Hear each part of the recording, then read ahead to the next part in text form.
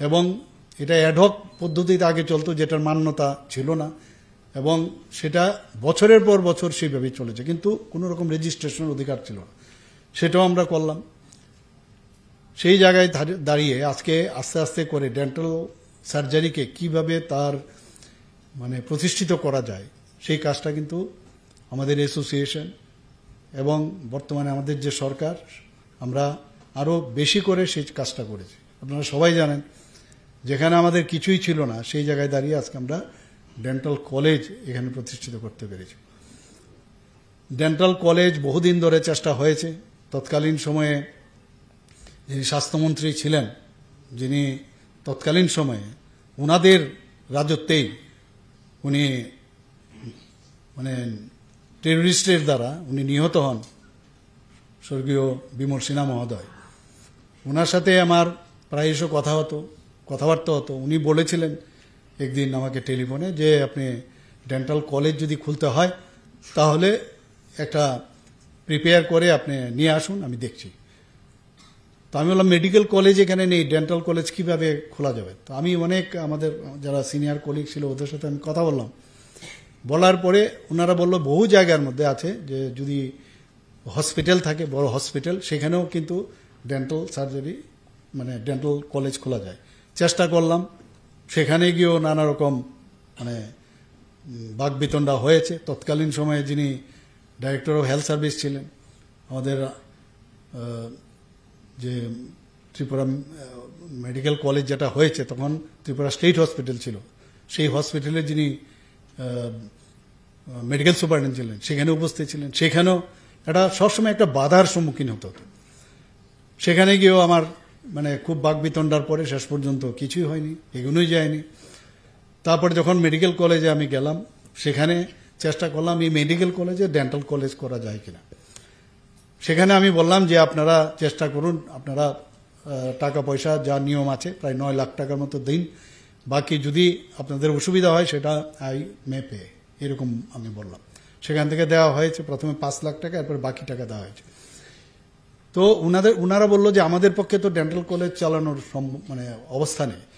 আমি বললাম আপনারা এটা করুন, করে আপনারা অ্যাডভার্টাইজ করুন, সেখান থেকে যদি বাইরের কেউ আসে তাদের সাথে পার্টনারশিপ করে আপনারা ডেন্টাল কলেজ সেখানে শুরু করতে পারেন। তো এই যে চেষ্টা আলটিমেটলি আজকে যে জায়গায় আমি এলাম, 7 মাসের মধ্যে ডেন্টাল কলেজ বিল্ডিং আগেই ছিল একটা পরিত্যক্ত অবস্থায়, সেটাকে করে ডেন্টাল কলেজ। এই যে চেষ্টার কাক চেষ্টা যেটাকে বলে, কাক চেষ্টা থাকলে অনেক সময় যে সম্ভব মানে অনেক অসম্ভব জিনিসকে সম্ভব হয়, আজকে কিন্তু সেটা আমরা দেখতে পাচ্ছি। ডেন্টাল কলেজ হয়েছে, এটার মানে বহু লোক এখন বাইরের থেকে যখন আসে আমাদের ডেন্টাল কলেজে যখন যায়, সবাই বলছে এত পয় পরিষ্কার, এত ভালো আমরা কোনো ডেন্টাল কলেজ এবং যেসব ইনস্ট্রুমেন্ট ইত্যাদি আমরা ওখানে রেখেছি। আমি বলেছি কোনো কার্পণ্যতার পয়সার কোনো অভাব হবে না ডেন্টাল কলেজ, এবং সেটা যেন নর্থ ইস্টার্ন জোনের মধ্যে one of the best dental college হয়, তার জন্য আমাদের একটা প্রয়াস রয়েছে। যারা ফ্যাকাল্টি আছে ওনাদের সাথে আমার প্রায়শ কথা হয়। আমি ওনাদেরকে বলেছি, কারণ বার্ডিং স্টেজে যদি এখন আপনারা নাম না করতে পারেন, পরে যতই চেষ্টা করেন তাহলে কিন্তু সেই নামটা আপনারা করতে পারবেন না। নর্থ ইস্টার্ন জোনে আমরা গুয়াহাটি ডেন্টাল কলেজ প্রথমে ছিল, এখন আরও কলেজ হয়েছে ওদের। কিন্তু আমি দেখেছি ইভেন আমাদের যে কলেজগুলো আছে, গভর্নমেন্ট ডেন্টাল কলেজ পাটনা বা কেজিএমসি, আমি প্রায়শ যেতে হয়, ওখানে যাই আমি বিভিন্ন কলেজে, কিন্তু কোনো অংশে আমাদের গভর্নমেন্ট ডেন্টাল কলেজ কোনো অংশে কম নেই। 202 কোটি টাকা আরও পেয়েছি আমরা মাননীয় প্রধানমন্ত্রীজির যে প্রজেক্ট আছে সেই ডোনার মিনিস্ট্রি থেকে 202 কোটি টাকা পেয়েছি, বিল্ডিং হচ্ছে। আমি নিজেও সেদিন গেলাম, আমি বলেছি ওনাদেরকে যে আমরা এটা বুঝিয়ে, কারণ আমরা ওই লাইফটা আমরা যে খামতিগুলো ছিল সেই খামতি যেন নেক্সট জেনারেশন না হয়। কোথায় গার্লস হোস্টেল হবে, গার্লস হোস্টেলের জায়গাও কিন্তু আমি নিজে গিয়ে সেখানে ব্যবস্থা করেছি। খুব নিয়ার বাই আমাদের যে মন্ত্রীদের থাকার যে ব্যবস্থা, সেই রোডের মধ্যেই এই মেয়েদের হোস্টেল থাকবে, এবং তাহলে কাছে হয়ে যাবে, আসতে সুবিধা হবে। ছেলেদের বেলায় হোস্টেল কোথায় হবে, সেই মেলার মাঠে একটা জায়গা, সেখান থেকে আমরা একটা পুরনো যে এখানে কিছু মানে আমাদের গভর্নমেন্ট অফিসার ছিল তাদেরকে আমরা অন্য জায়গায় সরিয়েছি, সেটাও ভেঙে গেছে। আমি সেদিনও গেলাম, সেখানেও একটা মানে হোস্টেল, বয়েজ হোস্টেল যেন হয়। আমি সেটাও বলেছি যে এটা যদি আজকে আমরা 63 ডেন্টাল সার্জন হয়েছে এখানে পোস্ট, আমাদের ডেন্টাল সার্জনের পড়ার সুযোগ রয়েছে, কিন্তু আগামী দিন আপনি ধরে নিন এটা 100 হতে পারে, মিনিমাম 100 হতে পারে, এবং এমডিএস হবে। এমডিএস হলে এতগুলো 9টা ডিপার্টমেন্টের এমডিএস সব মিলে সবার যেন থাকার ব্যবস্থা আগের থেকে না করলে ওই ভাঙো টুকো আবার জায়গা খুঁজো, এটা যেন না হয়। তো এটা যেহেতু আমি এই লাইনে আছে আমার পক্ষে সুবিধা হয়ে গেছে, তো সেই কাজটা আমি করছি এবং কাজও দ্রুতগতিতে চলছে। সময় সময় প্রেশারও দিতে হয়, কারণ আমাদের ত্রিপুরাতে আমরা জানি ইটস এ রেনি স্টেট, এখানে সবসময় বৃষ্টি হয়।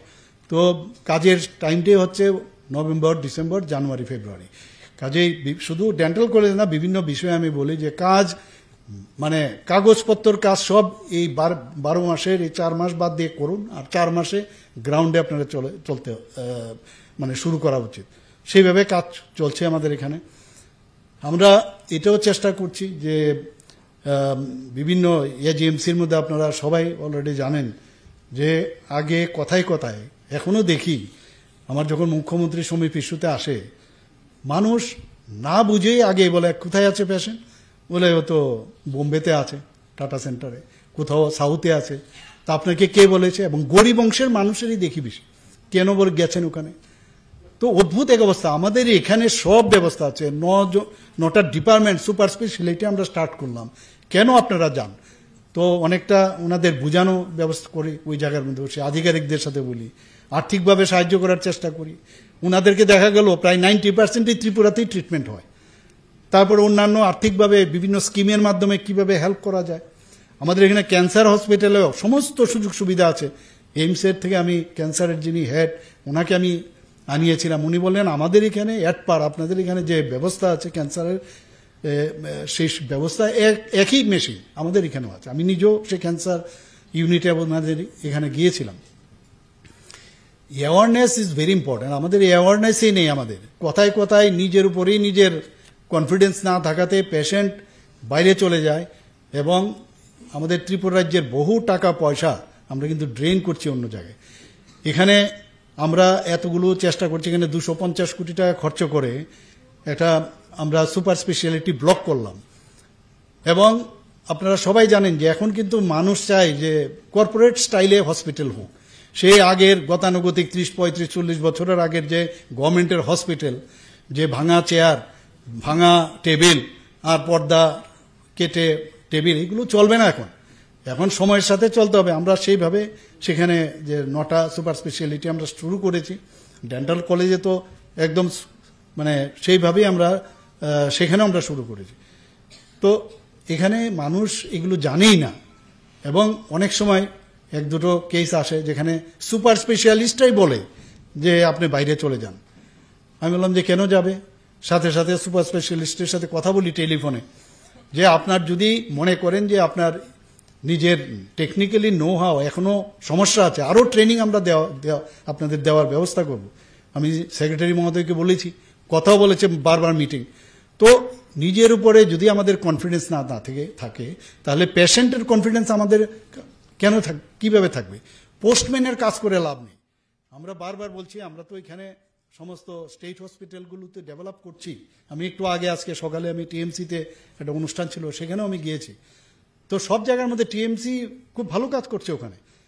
তো এখানে একটা কম্পিটিশন, হেলদি কম্পিটিশন যদি হয়, আমাদের নিজেদের উপর যদি আজকে সাব ডিভিশনাল যে হসপিটালগুলো আছে সেখানে যদি তারা যদি যে সাব ডিভিশনাল হসপিটাল হিসাবে তাদের ইনফ্রাস্ট্রাকচার যা দরকার সম্পূর্ণরূপে সেটাকে করার আমরা চেষ্টা করছি। সেখানে ম্যান পাওয়ারের যদি প্রয়োজন হয় সেখানেও আমরা ডাক্তার এবং যারা নার্সিং স্টাফ থেকে আরম্ভ করে অন্যান্য যারা প্যারামেডিক্স আছে তাদেরকেও আমরা দিচ্ছি। ডিস্ট্রিক্ট হসপিটালগুলোকে আমরা স্ট্রেংথেনিং করার চেষ্টা করছি। অলরেডি ট্রমা সেন্টার প্রায় 5টা ডিস্ট্রিক্টে আমরা শুরু করে দিয়েছি। আরেকটা মানে নর্থ ডিস্ট্রিক্টে সেটাও শুরু হবে এর মধ্যেই, আমাদের আগরতলায় আছে। তো সব জায়গার মধ্যে আমাদের কিন্তু ট্রমা সেন্টার থেকে আরম্ভ করে কার্ডিয়াক কেয়ার সেন্টার থেকে আরম্ভ করে ডেন্টাল সার্জনদের সেখানে থাকে। আমি যেখানে যে হসপিটালে যাই প্রথমে গিয়ে আমি ওই ডেন্টাল যে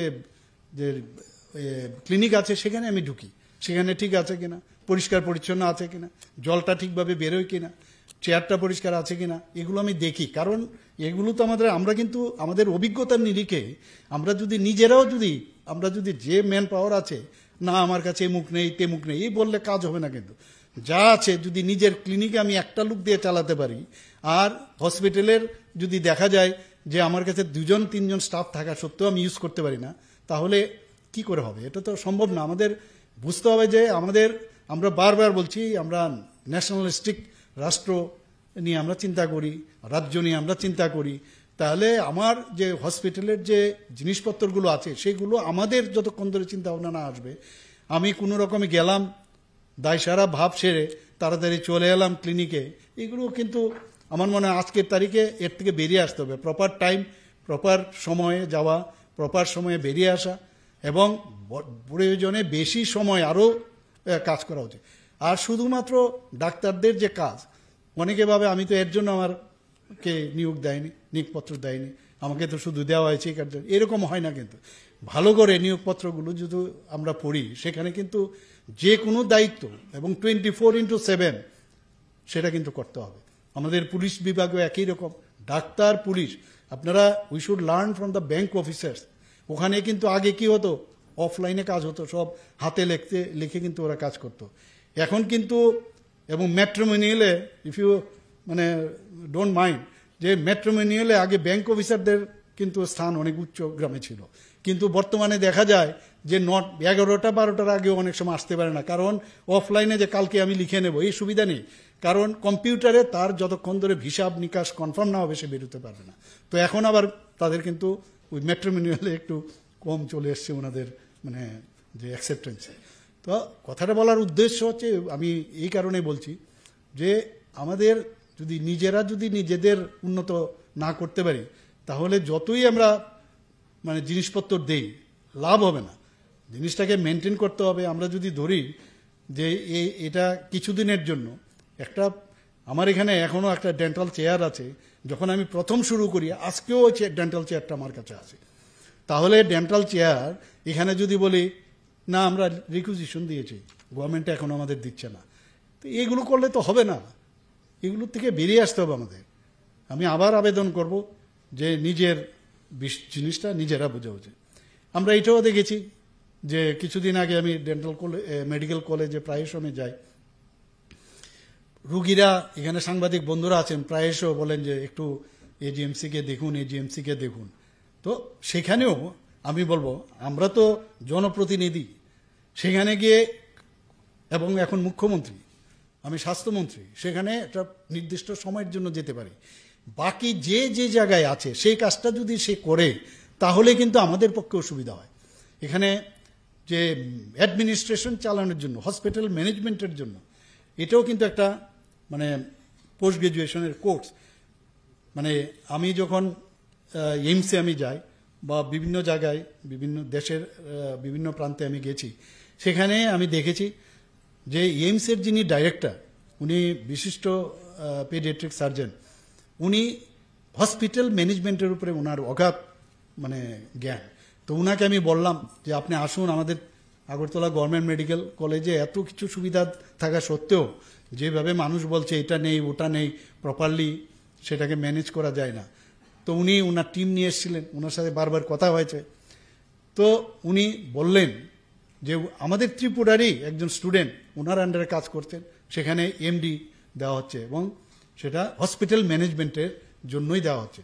তা আমরা বললাম যে সেটা আমরা শুরু করব। আমি দিল্লিতে এর মধ্যে যদি যাই, ওনাদের সাথে আমার হবে। আমাদের যারা সিনিয়র রেসিডেন্টরা আছে তাদেরকে বিশেষ করে, বা অন্যান্য স্টাফ তাদেরকে ট্রেনিং দেবে, সেই মোটা আমি করছি। হসপিটালে আমরা থাকি, কিন্তু সব কিছুরই কিন্তু টেকনিক আছে, কিভাবে মেনটেন করতে হবে, কিভাবে পেশেন্ট কেয়ার, পেশেন্টকে কিভাবে রিসিভ করা, পেশেন্টকে কিভাবে ডিসপোজ অফ করা, সব কিছুরই কিন্তু একটা নিয়ম আছে। আমরা আমাদের কার্যক্ষেত্র, আমাদের যে টেকনিক আমরা সবাই জানি, আজকে রুট ক্যানাল ট্রিটমেন্ট থেকে আরম্ভ করে আমরা এপিসেক্টমি করি, বা আমরা যদি এখন ইমপ্রেশন নেই প্রস্থেটিক্সের জন্য, একটা নিয়ম, সেই নিয়মের যে যত রিফাইন করতে পারবে তার যে ট্রিটমেন্টের যে অ্যাকসেপ্টেন্স তত বেশি পাবে। সিমিলারলি সব বিষয়ে এখন কিন্তু টেকনিক চলে এসছে, আমরা সেইভাবে কাজ করছি। কলেজে গিয়ে আমি দেখি যে পেশেন্ট মাটিতে শুয়ে থাকে, সেখানে মাত্র 727 জনের মতো বেড ছিল। সেই জায়গায় বহু চেষ্টার পরে এখন প্রায় ডাবল করা হয়েছে, প্রায় 1413টার মতো বেড সেখানে আমি তৈরি করেছি। আরও 100 বেড যাতে হয় তার জন্য আমি নির্দেশ দিয়েছি, সেই কাজটাও আমরা করছি। আমরা চাইছি যে বিভিন্ন জায়গায় যে আমরা আরবান পিএসসি অলরেডি স্টার্ট করেছি বহু জায়গায়, আমি সেখানেও খবর নিয়েছি। বলার সময় অনেক জনপ্রতিনিধি বলে আমার এখানে একটা আরবান পিএসসি আপনি দিন, তো দিলে হবে না। আমি স্ট্যাটিস্টিক্স নিয়েছি, দেখা গেল বহু জায়গার মধ্যে আরবান পিএসসি দিয়েছি কিন্তু পেশেন্ট ইনফ্লো বা আউটফ্লো খুব কম।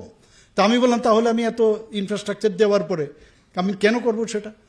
তো এই যে মনিটরিংয়ের যে ব্যবস্থা সেটা কিন্তু যে যে জায়গায় আছে সেই জায়গার মধ্যে, যেহেতু আমি ডাক্তার সেই কারণে আমি অনেকটা আমার পক্ষে এটা অ্যাডভান্টেজ যে আমি বুঝতে পারি কোন জায়গাটা খামতি থাকতে পারে। তো এর জন্য কথা বলছি। আমি এক জায়গায় বললাম যে না আরবান পিএসসি দেওয়া যাবে না, তোমাকে স্যাটেলাইট ডিসপেন্সারি আমি দেবো, এর বেশি দেওয়া যাবে না। কারণ স্ট্যাটিস্টিক বলছে লাভ নেই, কারণ এত কাছাকাছি এখানে আইজিএম আছে, এখানে জিবি আছে, কাছে মানুষ এখানে চলে যায়। আর এখানকার লোক যদি বিদেশে বা অন্য জায়গায় রাজ্যের অন্য জায়গায় চলে যায় তো আমার এখান থেকে কেন আপনার এখানে যাবে? তো এইগুলো বুঝার বিষয়, জানবার বিষয়, এবং যে আগামী দিনে যারা যে পদে আছে হয়তোবা যখন তাদেরকে এই দায়িত্ব দেওয়া হবে সেই কাজগুলো আমি খুব কষ্ট হয় যখন কিডনি ট্রান্সপ্লান্টের বিষয় আসে। এক একটা কিডনি ট্রান্সপ্লান্ট করতে 35 থেকে 40 লক্ষ টাকা লাগে। মানে পেশেন্ট তার নিজের সোনা দানা ইত্যাদি বিক্রি করে, জায়গা জমি বিক্রি করে তার বাইরে যেতে হয়।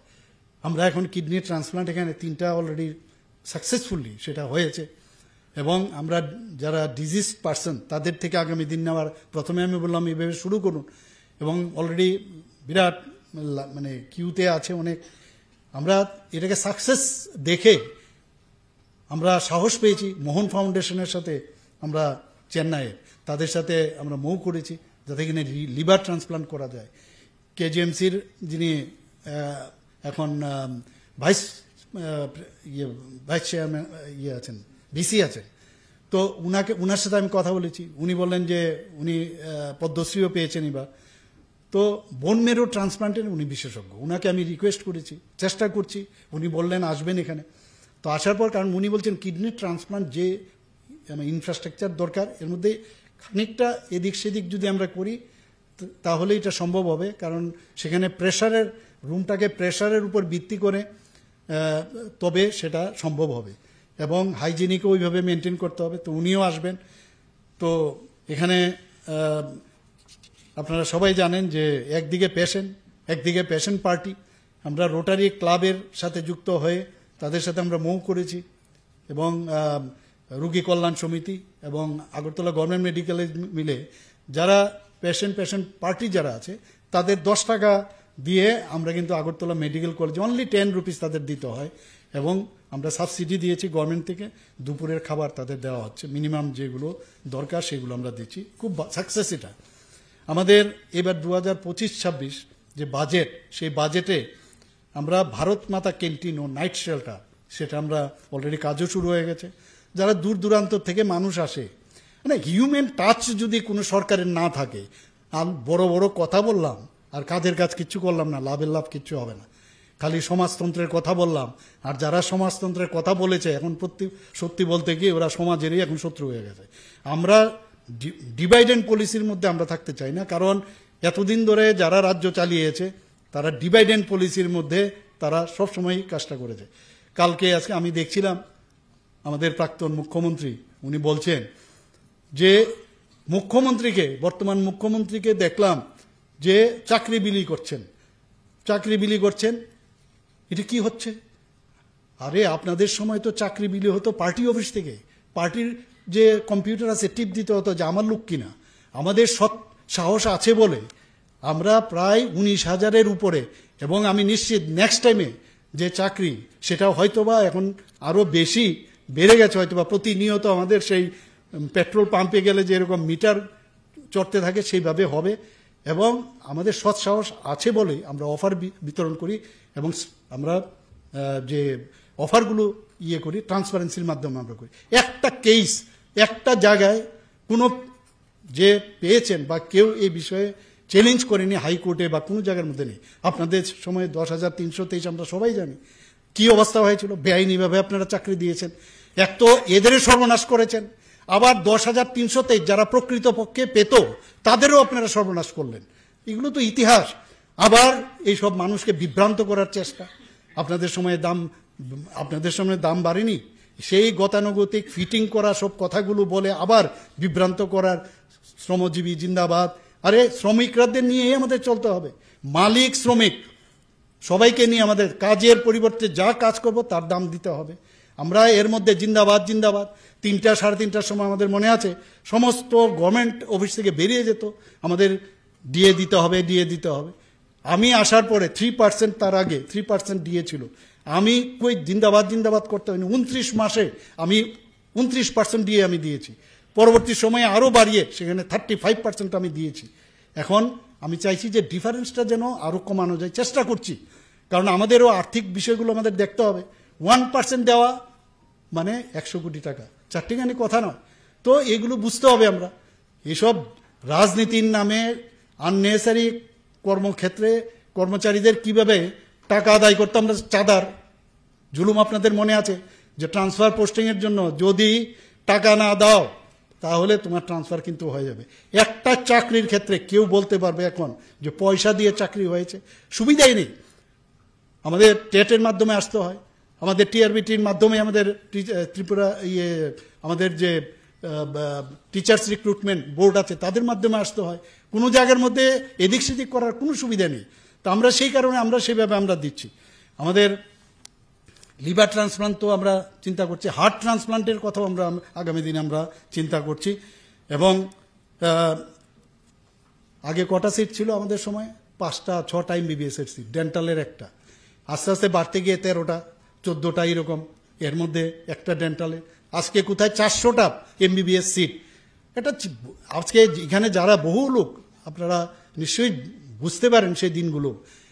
এখান থেকে যখন পড়তে আমরা যেতাম, কিভাবে থাকা যাওয়া প্রবলেম, কত কিছু, মা বাবার পয়সা পাঠানো এবং আসা যাওয়া কত খরচা হতো। এখন ত্রিপুরাতে 400 MBBS এর সিট হয়ে গেছে, সরকারি বেসরকারি মিলে। আমরা এর মধ্যে আরও 50টা সিট বাড়ার জন্য টিএমসি আবেদন করেছে, তার জন্য আমি চেষ্টা করছি। এখানে ডেন্টালের 63 সিট, 50 থেকে শুরু করেছি, 63 হয়েছে। বিএসসি নার্সিং একটা সিট ছিল, সেই দিনগুলো মানুষ ভুললে চলবে না সেগুলো। এবং বিএসসি নার্সিং এর একটা সিট পেয়েছে। আর আজকে আমাদের এখানে অলরেডি 50 সিট শুরু হয়ে গেছে। আমাদের গভর্নমেন্ট লেভেলে, বেসরকারি সরকারি লেভেলে সব জায়গার মধ্যে আমাদের মানে সেইগুলোরও ব্যবস্থা হয়েছে। এখানে পড়ার সুযোগ আসছে, মেডিকেল হাব হচ্ছে এখানে। এখানে আমাদের ফার্মেসি কলেজ হয়েছে, কি না হচ্ছে। সরকারি বেসরকারি যারা নার্সিং কোর্স, বিভিন্ন যে নার্সিং কোর্সগুলো, সেটা পড়ার সুযোগ পাচ্ছে। এখানে গভর্নমেন্ট ডেন্টাল কলেজে আমি বারবার বলেছি, সেখানে যা যা দরকার এবং ওনাদের পক্ষে একটা সুবিধা হয়ে গেছে, তারা ইজিলি কিন্তু অ্যাপ্রোচ করতে হবে। আগে তো মুখ্যমন্ত্রীর কাছে যাওয়া, স্বাস্থ্যমন্ত্রীর কাছে যাওয়া, ওই তাদের যে গোষ্ঠী আছে তাদের মাধ্যমেই যেতে হতো। এখন তো এই সুবিধা মানে এগুলোর দরকারই নেই, আরামসে মিনিস্টারের সাথে দেখা করতে পারছে। এবং আমি আশা করি এতে করে অনেক সুবিধা আগামী দিনে হবে। এবং টেলিমেডিসিনের উপর আমরা খুব জোর দিয়েছি, যাতে টেলিমেডিসিনের মাধ্যমে বহু জায়গায়, আমি বলছি কেন পেশেন্টকে আমরা বাইরে পাঠাবো, আপনি টেলিমেডিসিনের মাধ্যমে 5000 করে আমি ফাইল সই করেছি প্রতিটা। আমি বললাম নো প্রবলেম, 5000 টাকার মাধ্যমে। কারণ পেশেন্ট এবং পেশেন্ট পার্টিকে বসিয়ে ডাক্তারবাবুরা কথা বলুক যে এই সমস্যা কি করা। এবং আমরা এইমস এবং অন্যান্য বড় বড় প্রতিষ্ঠানের সঙ্গে আমরা কথা বলেছি। তো সেখানে কিন্তু পেশেন্ট স্যাটিসফাইড হবে যে আমি গিয়ে শুধু কথা বলা, আমি টেলিমেডিসিনের মাধ্যমে যদি আমি এই প্রযুক্তিকে ব্যবহার করে আমি যদি এই কাজটা করতে পারি, তো সেই কাজটাও আমরা শুরু করতে যাচ্ছি। আমি সেক্রেটারি মহোদয়কে বলেছি তাড়াতাড়ি যেন এই কাজটা করে। আজকে আমাদের ত্রিপুরাতে শিশু মৃত্যুর হার একটা বিরাট অবস্থা ছিল, শিশু মৃত্যুর হার। এখন কিন্তু ন্যাশনাল লেভেলে আমরা কিন্তু অনেক নিচের দিকের শিশু মৃত্যুর যে হার, সেটা কিন্তু অনেক কম। আমরা জানি যে প্রেগনেন্সির সময়, মাতৃকালীন সময়েও আমরা দেখেছি, বা ডেলিভারির সময় প্রচুর মৃত্যু হতো বাচ্চাদের। সেখানেও কিন্তু ন্যাশনাল লেভেলে আমরা অনেক বেটার পজিশনে আছি। HIV নিয়ে আমি বলবো ভেরি ইম্পর্টেন্ট। আমরা ড্রাগ এডিকশনের জন্য বারবার আমি যেটা বলছি যে প্রতিটা আমাদের বাজেটও আমরা বলেছি ড্রাগ ডি এডিকশন সেন্টার প্রতিটা ডিস্ট্রিক্টে আমরা করব। সেখানে at the rate of 20 crore প্রতিটা ডিস্ট্রিক্টে আমরা সেটা করতে যাচ্ছি। অলরেডি কাজ শুরুর পথে, টেন্ডারও হয়েছে। তো সেইভাবে আমি বলেছি যাতে কোনো জায়গায় দেরি না হয়, কারণ সময় কম, কাজ কিন্তু বেশি। আমাদের যে ডোনার মিনিস্ট্রি থেকে অলরেডি বিশাল অঙ্ক, প্রায় 100-150 কোটি টাকার উপরে আমরা পেয়েছি। এটা আধুনিক যে ডি এডিকশন সেন্টার বিশ্রামগঞ্জে, সেখানে আমি তার ভূমি পূজনও করে এসেছি। আমাদের ডেন্টাল কলেজে 202 কোটি টাকা আরও স্যাংশন হয়েছে। মাদার অ্যান্ড চাইল্ড, সেখানেও প্রায় 100 কোটি টাকার উপরে, সেখানেও আমাদের মাদার অ্যান্ড চাইল্ড হসপিটাল আমাদের সেখানে আগরতলা গভর্নমেন্ট মেডিকেল কলেজে শুরু হয়েছে। এইচআইভি নিয়ে আমি একটা কথা বলবো, এই যে ডি এডিকশন আমরা সেন্টার তো করছি, গভর্নমেন্ট তো সব করবে, কিন্তু আমাদেরও কিন্তু সচেতন থাকতে হবে, বিশেষ করে ডাক্তারবাবুরা সবাই এটা সচেতন থাকতে হবে। আমরা জানি এইচআইভি কিন্তু যখন হয় তখন কিন্তু সেটার সাইন অ্যান্ড সিমটম নাও থাকতে পারে, অনেক সময় আমরা বুঝি না। আবার প্রবলেম হচ্ছে ওকে ব্লাড টেস্টও করতে দেবে না। কাজে এর জন্য আমরা একটা মেকানিজম তৈরি করছি, কিভাবে যত বেশি স্ক্রিনিং করা যাবে তত বেশি আরও বোঝা যাবে। তো তার জন্য আমরা একটা ফর্মুলা তৈরি করছি, কারণ আমরা আগে দেখতাম মণিপুর নর্থ ইস্টার্ন জোনের মধ্যে, ইভেন ভারতবর্ষের মধ্যে একদম প্রথম স্থানে মণিপুর ছিল। ত্রিপুরা এখন আউট অফ 8 যে স্টেট তার মধ্যে 4th পজিশনে। তা আমরা যদি এই অ্যাওয়ারনেস আমরা না করি, সব জায়গায় অ্যাওয়ারনেস, ডাক্তারিতেও অ্যাওয়ারনেস থাকবে, কিভাবে ব্রাশিং এখানে বলা হয়েছে, কিভাবে ব্রাশ করতে হবে, কিভাবে ফ্লসিং করতে হবে, কিভাবে দাঁত এবং মুখের যত্ন রাখা যায়, অ্যাওয়ারনেস সর্বত্র। এইচআইভি যখন কেন হয় তার সম্পর্কে বলা, এগুলো কিন্তু সবার কাজ, বিশেষ করে ডাক্তারবাবুদের। এইচআইভি যখন প্রথমে হয় এটা কিন্তু আর শরীর থেকে যায় না, সেখানে ভাইরাল লোড যাতে কম থাকে, এবং যারা ড্রাগ এডিকশন তার ওএসটি সেন্টার আমরা বিনা পয়সায় আমরা ওরাল সাবস্টিটিউশন যে থেরাপি সেটা আমরা দিচ্ছি। কিন্তু এইচআইভি যখন হয় তার জন্য অ্যান্টিরেট্রোভিয়াল থেরাপি তার ব্যবস্থা আমরা করেছি, এবং বিনা পয়সায়। এবং আগে যদি ধরা যায় তাহলে এইচআইভি ইনফেকশন অবধি থাকে, কিন্তু অ্যাডভান্স স্টেজ যদি হয় তাহলে এইডস হয়ে যায়। তো এই কথাগুলো বলতে হবে। এইডস হলে কি কি হতে পারে? এইডস হলে এই যে প্রথমেই যে টার্গেট এইচআইভি ভাইরাসের, তার প্রথম টার্গেট হচ্ছে আমাদের হোয়াইট ব্লাড কর্পাসেল।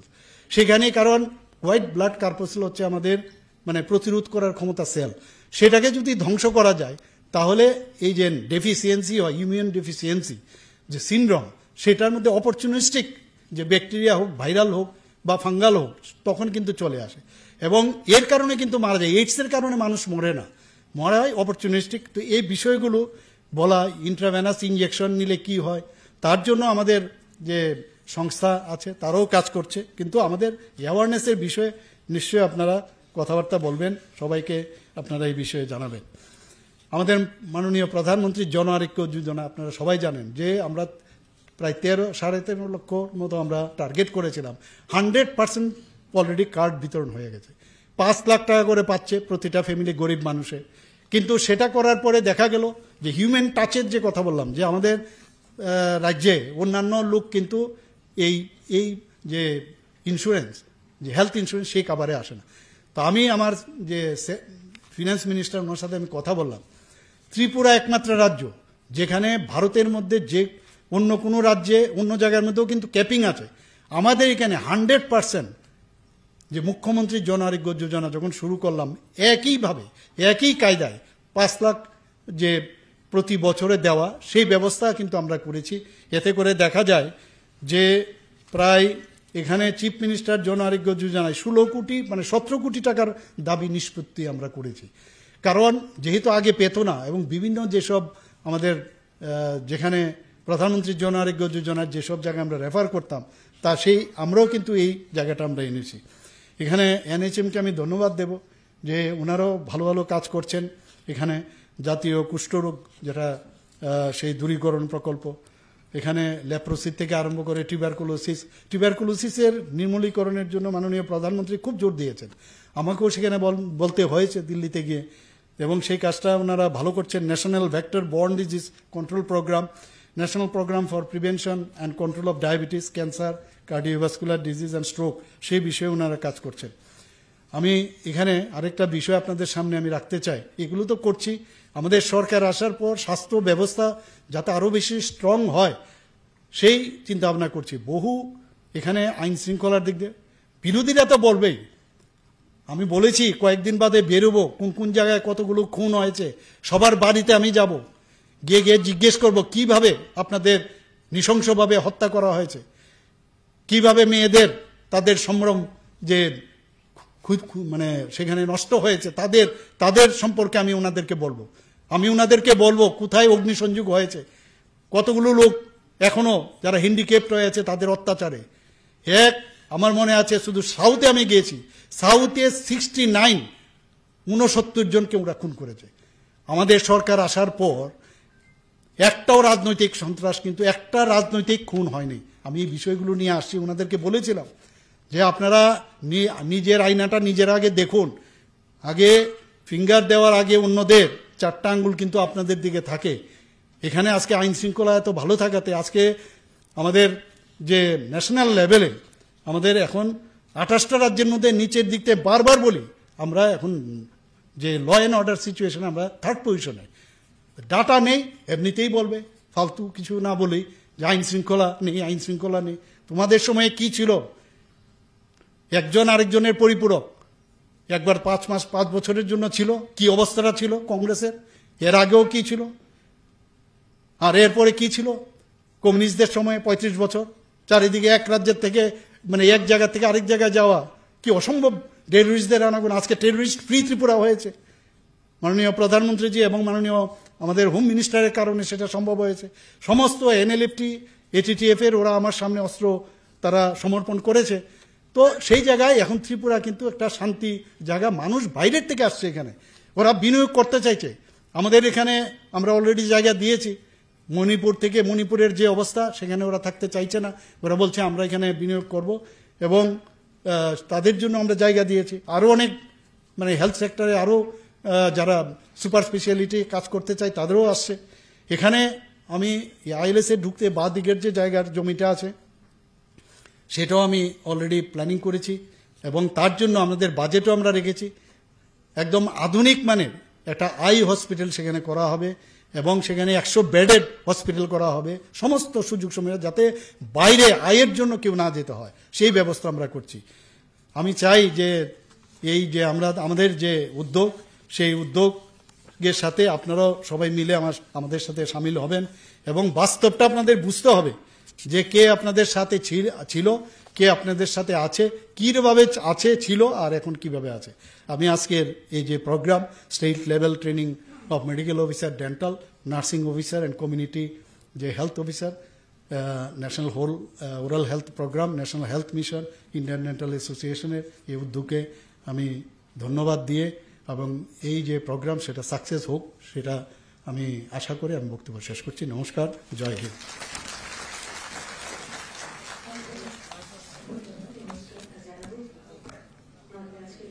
প্রধান অতিথি তথা রাজ্যের মাননীয় মুখ্যমন্ত্রী প্রফেসর ডক্টর মানিক শাহ মহোদয়কে এবারে আমি অনুরোধ করব প্রফেসর ডক্টর তপন মজুমদার